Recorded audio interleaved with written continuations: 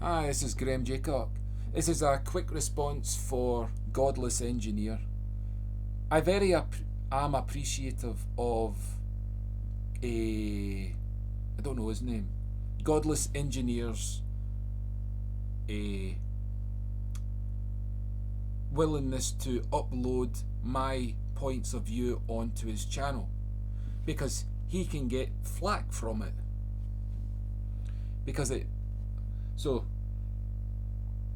Because he's actually sharing my views. Because it's like if Hitler had lived in the time of multimedia, well, that would have been horrific. But anyway,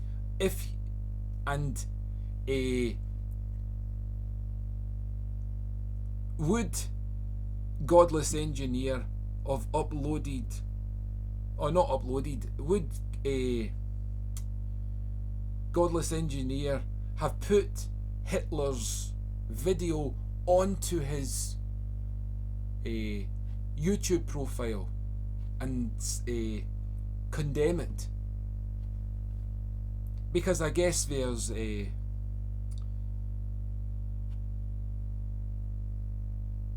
high priority views that shouldn't be further broadcast throughout the platforms.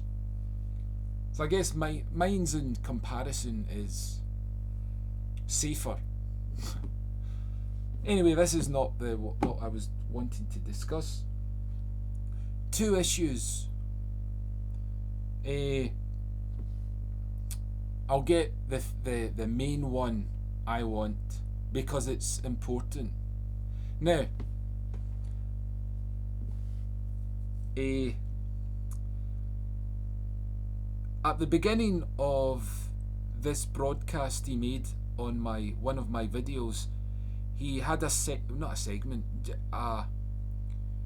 he briefly talked about foster kids, and it's a very good thing that he does, but it is the greatest irony of ironies, because he, as an atheist, condemns religion, right? He does not want religion to permeate, and he doesn't want religion to have a voice, I guess, because it would drown out atheism. But I guess it's who's got the greater force to win. So, but back to this religion bit. Now, Godless Engineer has said that he was a believer in the past. I'm not quite sure if that's what he said, but he's familiar with it.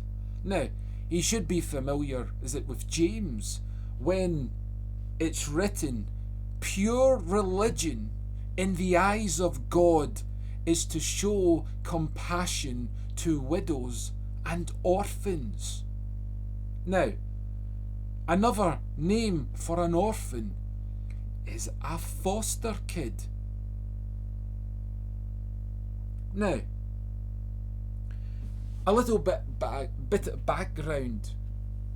In the Old Testament, there's over 50 occurrences of widows and orphans. And God is commanding Israelites to look after widows and orphans.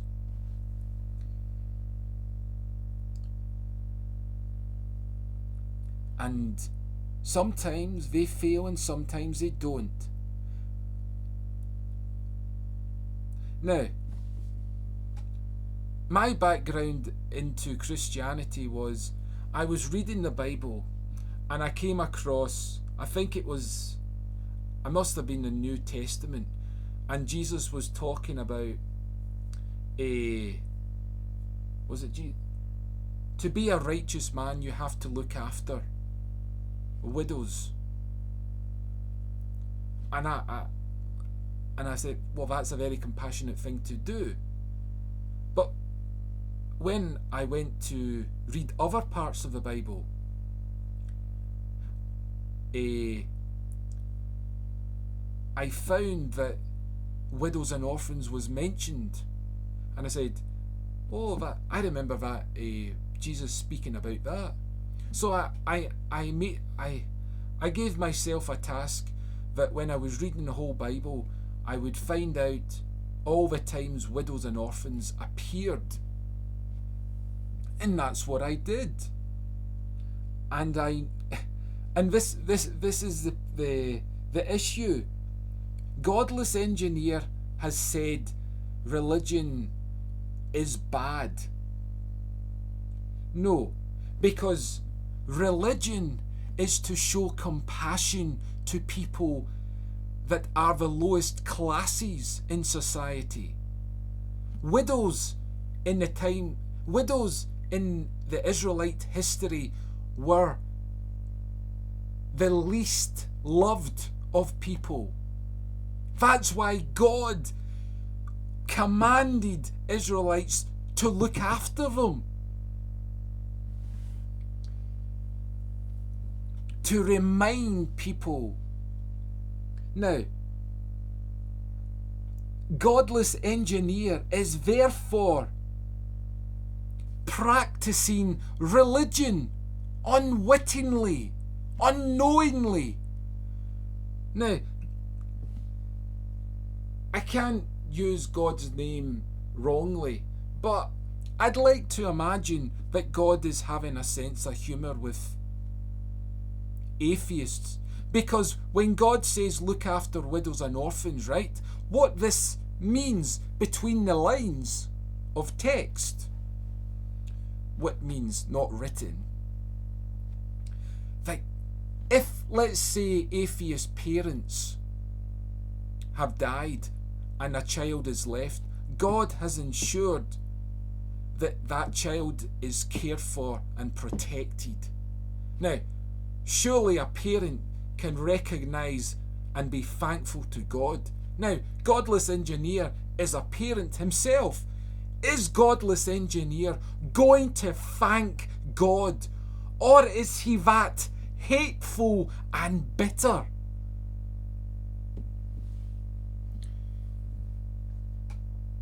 Now, the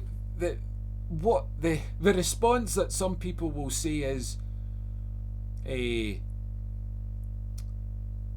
religion has caused problems. No. Religion has not caused problems. It is people that have distorted the original meaning of what religion was supposed to do. When people do not obey and trust God, then people abuse widows and orphans and all the least successful groups in the world, the lower classes. They are just thrown away, they're not cared for. So, Godless Engineer has to be intellectually honest. Now, my other point. Now, it might be some. It might stick in the throat of some people. It might seem I'm picking on them. But my background, I've been obese in my past, so I know every trick in the book.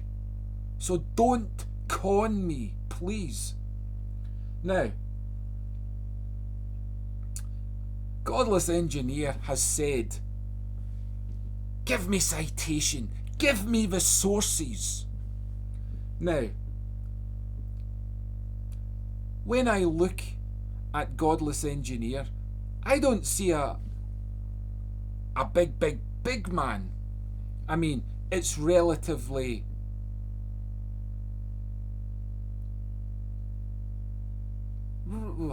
what's the word? It could be worse.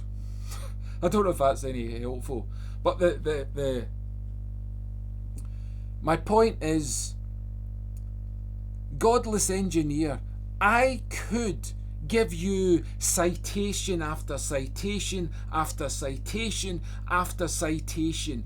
I could give you 10,000 pages or even more of scientific evidence where obesity is unhealthy.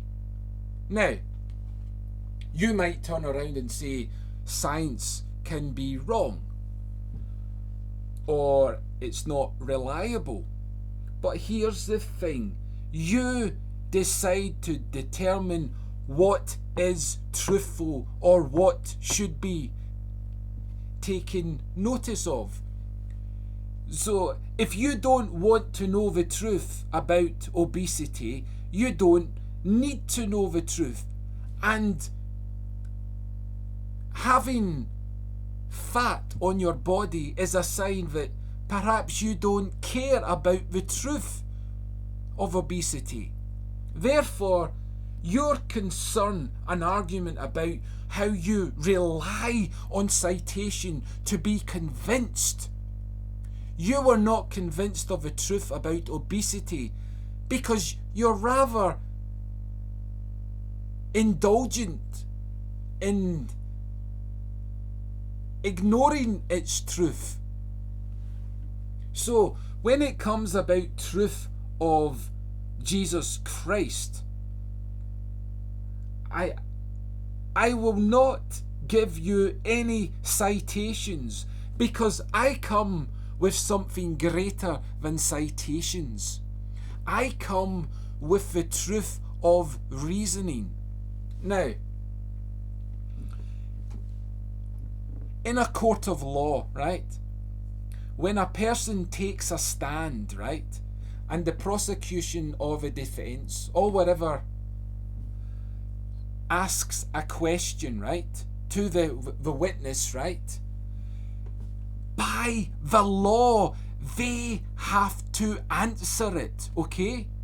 If they don't, they will be held in contempt of court and they might have to pay a fine or their reliability be removed, which won't do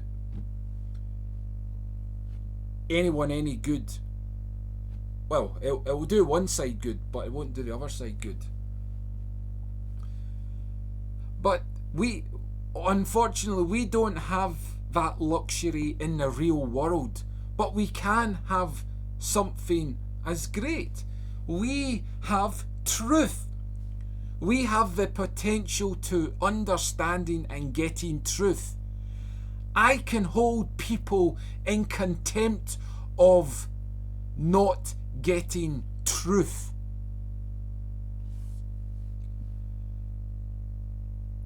Now, I can charge Godless Engineer with not wanting to know the truth. You may speak and say, oh, give me citation to deceive people. Say, oh, I'm a very scientific person. I'm very thorough. No, you have to be honest with yourself. Because if God is true, God is the most important thing that will be in your life. And that means greater than your child and your wife and your friends and your job. Because it is all about loyalty. You see, loyalty in human and human relationships causes the strain. But having loyal love between God and yourself is the strongest bond you can ever have. Because your wife, right,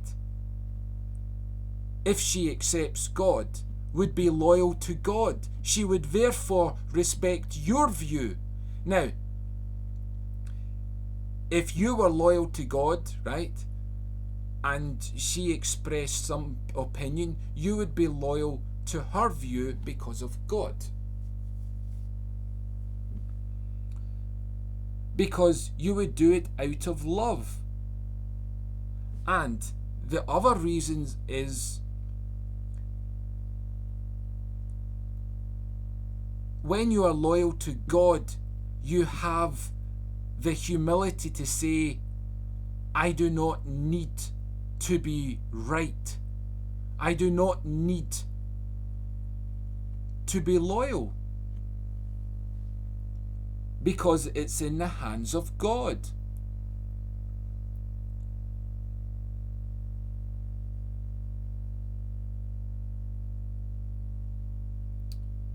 Anyway, I've said enough. Enjoy yourselves, everyone.